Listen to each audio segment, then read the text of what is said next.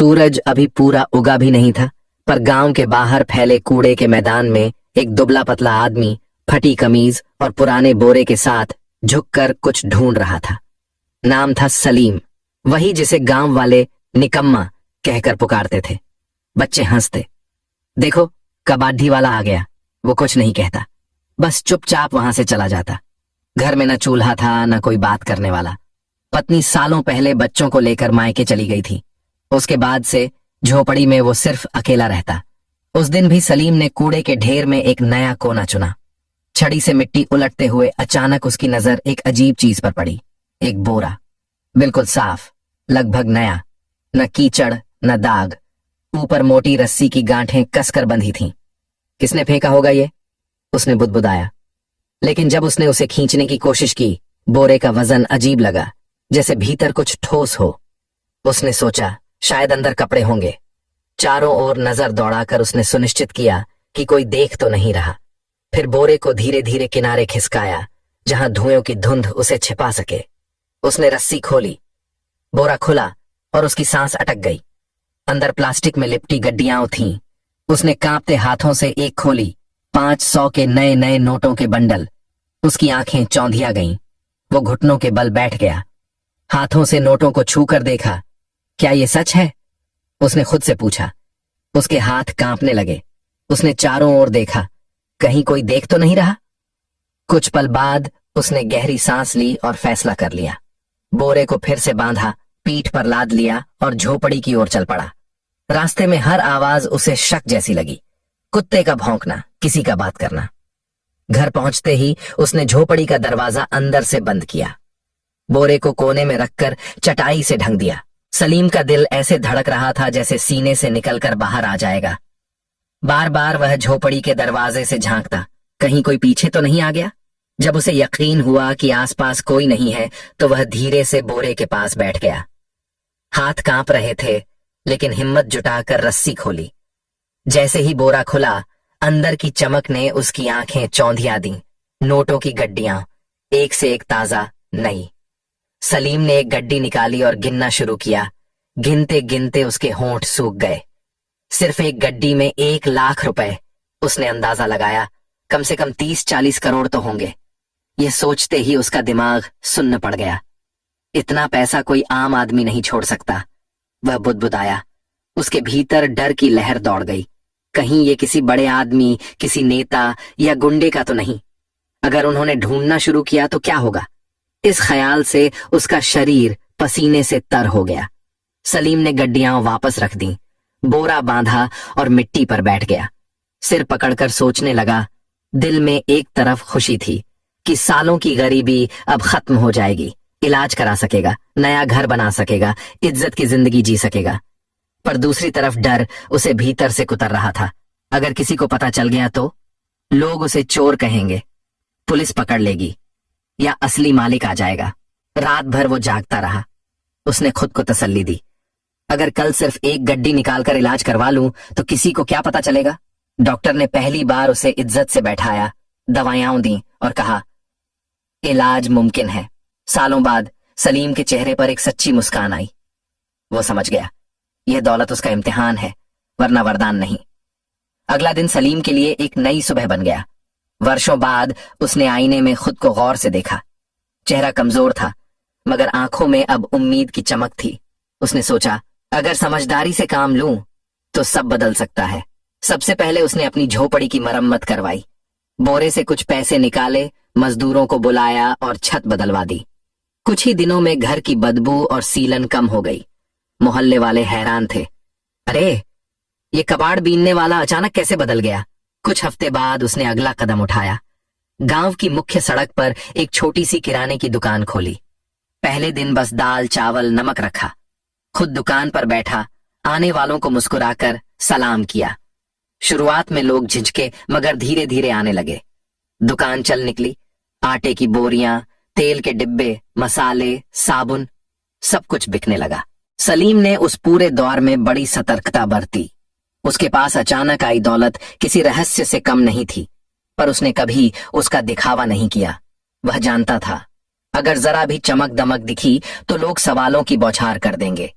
इसलिए बाहर से वह अब भी वही सीधा सादा दुकानदार दिखता था जो हर ग्राहक को मुस्कुराकर क्या चाहिए भैया कहता था। लेकिन भीतर वह जानता था कि उसकी पुरानी बोरी में इतनी पूंजी छिपी है कि न सिर्फ उसकी बल्कि कई जिंदगियों की दिशा बदल सकती है। कभी कभी मोहल्ले की बुजुर्ग औरतें उससे कहती, सलीम भैया तुम तो बहुत बदल गए हो। वह बस मुस्कुरा देता, लेकिन भीतर एक मीठा गर्व उमड़ पड़ता।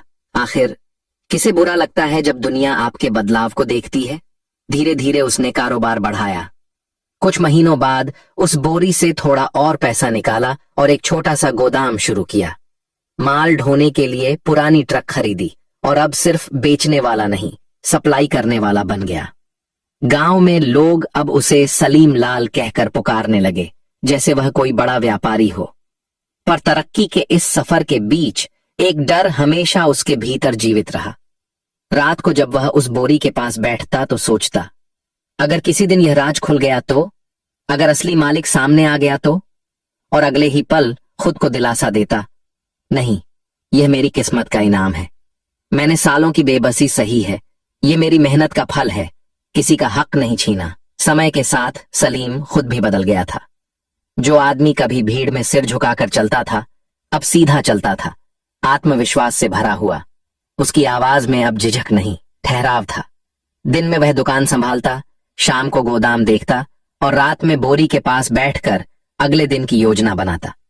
वह अब अपने पुराने सलीम से कहीं आगे निकल चुका था, मगर यह भी सच था, तरक्की के बीच भी एक खालीपन उसके भीतर अब भी गूंजता था। एक शाम जब वह थका हारा दुकान बंद करके लौटा तो दरवाजे पर दो चेहरे खड़े थे, परिचित पर दूर चले गए चेहरे।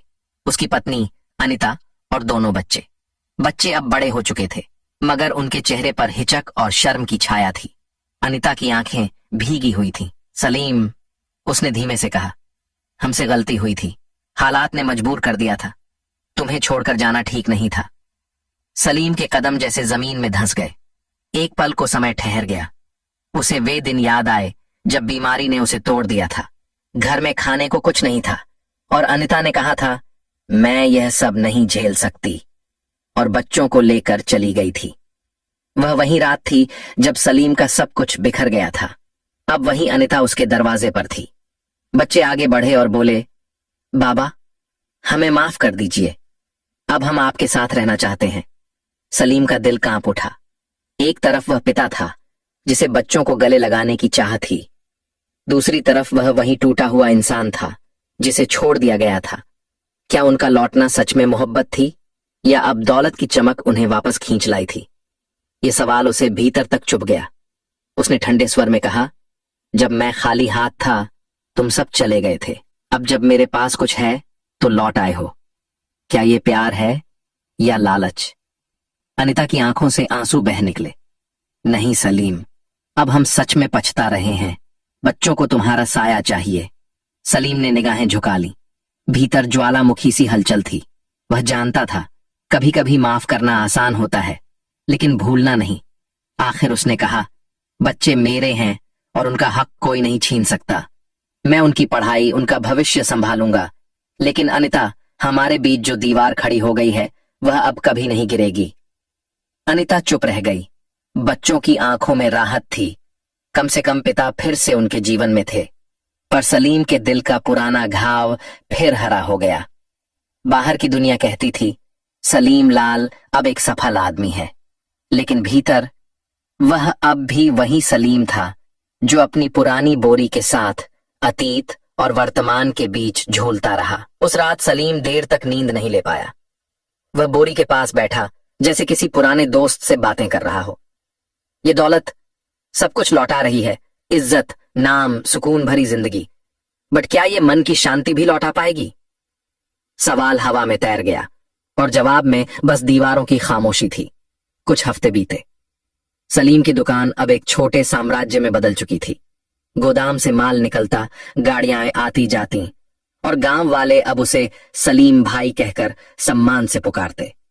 बाहर की दुनिया में सब ठीक था, पर भीतर एक बोझ था जो हर रात उसके सीने पर बैठ जाता।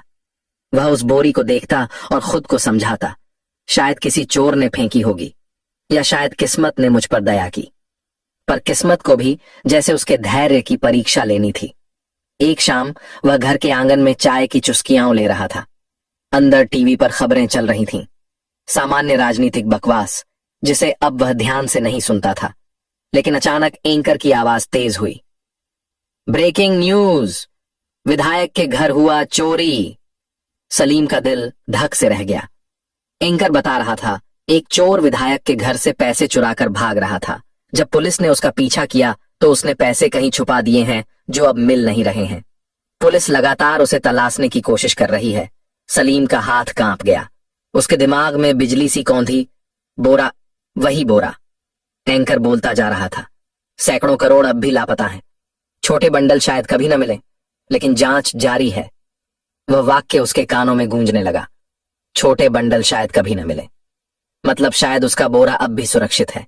इसके साथ ही एक ठंडी लहर उसकी रगों में दौड़ गई। अगर कभी किसी ने पता लगा लिया तो? अगर पुलिस दरवाजे पर आ गई तो? उस रात उसने करवटें बदल बदल कर गुजारी। सुबह दुकान पर भी उसका ध्यान भटका हुआ था। ग्राहक बोलते रहे और वह खोए से जवाब देता रहा। मन में बस गणित चल रहा था। अगर सब छिपा रहा तो बच जाऊंगा, पर अगर राज खुल गया तो सब खत्म। शाम को लौटकर उसने बोरा फिर खोला। नोट अब भी वैसे ही चमक रहे थे, पर अब वह चमक उसे डरावनी लगी। उसे लगा जैसे उन नोटों की आंखें हैं जो उसे घूर रही हैं। सलीम ने गड्डियां वापस रखीं और खुद से कहा, यह दौलत मुझे बचा भी सकती है और मिटा भी सकती है। उस दिन से उसने एक संकल्प लिया, अब कोई जल्दबाजी नहीं। थोड़ा थोड़ा पैसा निकालेगा, धीरे धीरे खर्च करेगा ताकि किसी को शक न हो। पर दिल के अंदर अब एक नया जख्म बन चुका था।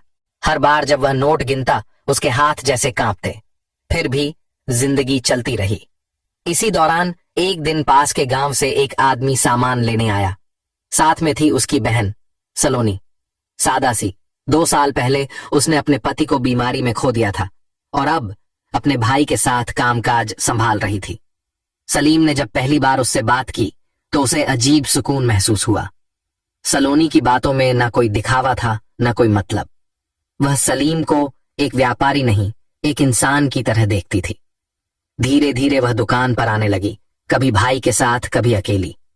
हर बार उसके लहजे में एक सहज विनम्रता होती जो सलीम के दिन की थकान उतार देती। एक दिन सलोनी ने मुस्कुराते हुए कहा, आप बहुत मेहनती हैं सलीम जी, गांव में सब आपकी इज्जत करते हैं। सलीम उस पल बस मुस्कुरा दिया, लेकिन उसके भीतर एक अनकहा एहसास जागा।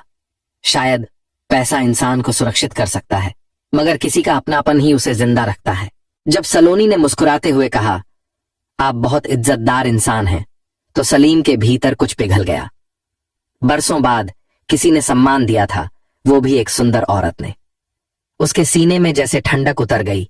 धीरे धीरे दोनों के बीच एक नर्म रिश्ता पनपने लगा। सलोनी सिर्फ सुनती नहीं थी, वह समझती थी। जब उसे सलीम के अतीत का पता चला तो उसने अफसोस नहीं जताया, बल्कि उसकी आंखों में देखकर कहा, जो बीत गया वो वक्त की परीक्षा थी, अब जरूरी है कि तुम आगे बढ़ो।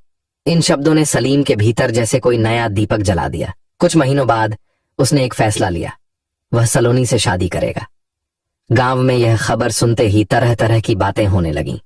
किसी ने ताना मारा, कबाड़ बिनने वाला अब नई बीवी लाएगा, तो किसी ने हंसते हुए कहा, चलो अब इस बेचारे की जिंदगी में रोशनी तो आई। सलीम ने किसी बात का जवाब नहीं दिया। वह जानता था यह शादी सिर्फ साथ पाने के लिए नहीं, बल्कि खुद को नया जीवन देने के लिए है। शादी बहुत सादगी से हुई, ना बैंड बाजा, ना दावतों की भीड़, बस 2 साक्षी, कुछ फूल और 2 दिलों की नई शुरुआत। सलोनी के आने के बाद सलीम का घर जैसे सांस लेने लगा। जब सलीम दुकान से थका हारा लौटता तो सलोनी मुस्कुराकर दरवाजा खोलती। वो मुस्कान न महंगी थी न बनावटी।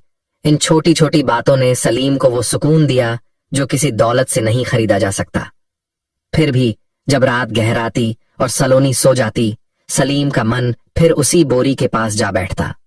वह बोरी उसे चैन नहीं लेने देती थी। हर बार नोटों की चमक उसे यह याद दिलाती, यह दौलत पवित्र नहीं है। वह सोचता, अगर यह पैसा किसी जुर्म से जुड़ा है तो इससे मुझे शांति कैसे मिल सकती है। यही विचार धीरे धीरे उसे एक बड़े फैसले तक ले गए। सलीम ने ठान लिया, अब यह पैसा सिर्फ उसका नहीं रहेगा, ये दूसरों के लिए काम आएगा। उसे अच्छी तरह याद था कि गरीबी कैसे इंसान की इज्जत तक छीन लेती है। वो ताने, वो उपेक्षा, वो दिन जब क्लिनिक का मुलाजिम उसे हिकारत से देखता था, वो सब उसकी यादों में अब भी जिंदा थे। और फिर एक सुबह उसने पहला कदम बढ़ाया। गांव की पुरानी मस्जिद बारिश में टपकती थी। नमाजियों को अक्सर छाते लेकर अंदर जाना पड़ता था। सलीम ने चुपचाप चंदा देना शुरू किया। जब रकम काफी हो गई तो उसने अपना नाम सामने रखा। गांव में खलबली मच गई। वही सलीम जो कचरा बीनता था, इतना पैसा कहां से आया? कुछ ने ताना मारा, कुछ ने शक जताया, शायद जुए में जीता होगा। लेकिन जैसे जैसे मस्जिद की दीवारें उठती गईं, सलीम की नीयत साफ होती गई। लोगों ने देखा वह दिखावे के लिए नहीं, सच्चे मन से मदद कर रहा है। धीरे धीरे आलोचनाएं थम गईं और गांव के लोग अब उसे सलीम मियां कहकर सम्मान देने लगे। वो आदमी जिसे कभी समाज ने ठुकरा दिया था, अब समाज का सहारा बन गया था। सलीम ने अपने जीवन में एक और बड़ा कदम उठाया। इस बार उसने पैसे से नहीं, दिल से निवेश करने का फैसला किया। उसने घोषणा की, मैं गांव में एक स्कूल खोलूंगा जहां हर गरीब बच्चा बिना फीस के पढ़ सकेगा। लोगों ने पहले तो सोचा ये बस एक भावनात्मक बयान है, लेकिन जब नींव की पहली ईंट रखी गई तो सब समझ गए। सलीम अब सिर्फ व्यापारी नहीं रहा, वह गांव का रहनुमा बन चुका था। सलोनी ने भी उसका साथ दिया, कंधे से कंधा मिलाकर। कुछ युवा शिक्षक मामूली वेतन पर पढ़ाने को तैयार हो गए। कोई कहता ये तो चमत्कार है, कोई दुआ देता खुदा ऐसे लोगों को सलामत रखे। सलीम ने बाकी बचे हुए पैसे और भी व्यापार में लगा दिया और ऐसे करते करते वो अब सच में एक बहुत अमीर आदमी बन गया। अब उसे उस बोर की कोई जरूरत नहीं थी। अब उसकी कमाई ही इतनी ज्यादा थी कि वो अब अरबों में बिजनेस करता, लेकिन फिर भी वो अल्लाह का शुक्र अदा करता और गरीबों की मदद करता। उसने अपनी पहली बीवी और बच्चों को लंदन में एक बद्धा सा बंगला और एक होटल बनवा कर दे दिया। उसकी पहली बीवी भी अपने बच्चों के साथ खुश रहने लगी। अगर आपको भी सलीम की ये कहानी सोचने पर मजबूर करती है कि सच्चाई, पछतावा और भलाई के बीच इंसान का असली संघर्ष क्या होता है, तो एक लाइक जरूर करें। कमेंट में बताइए, अगर आप सलीम की जगह होते तो क्या करते? क्या गलत पैसे से की गई भलाई सही मानी जा सकती है? आपकी राय हमारे लिए बहुत कीमती है। और हाँ, ऐसी ही दिल छू लेने वाली कहानियां देखने के लिए चैनल को सब्सक्राइब करें और नोटिफिकेशन ऑन कर लें ताकि अगली कहानी सीधे आपके मोबाइल स्क्रीन पर पहुंचे।